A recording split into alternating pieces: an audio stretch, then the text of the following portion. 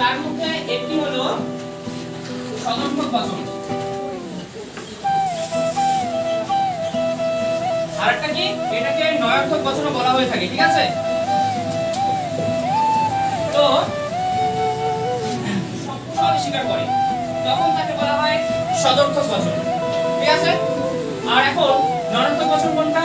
যখন বচনের বিধেয়পদ উদ্দেশ্যপদ সম্পর্কে কোনো কিছু অস্বীকার করে তখন তাকে বলা হয় নয়ার্থক বচন। মনে থাকবে?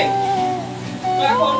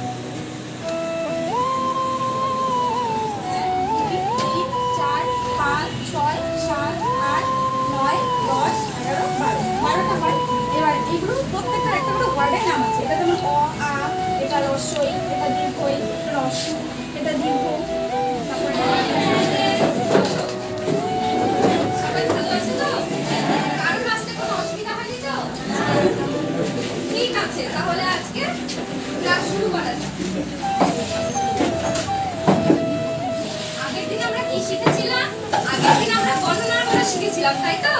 তাহলে আজ নতুন কিছু শিখবো। আজ শিখবো আমরা যোগ ও বিয়োগ, ঠিক আছে?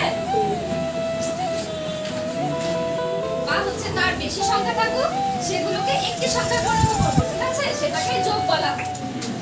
ঠিক আছে, আজকে তাহলে ক্লাস সবাই বুঝেছে তো? কারোর কথা কোনো অসুবিধা নেই? ঠিক আছে, তাহলে আমরা একটা বাড়ি কাজ দিচ্ছি, ঠিক আছে?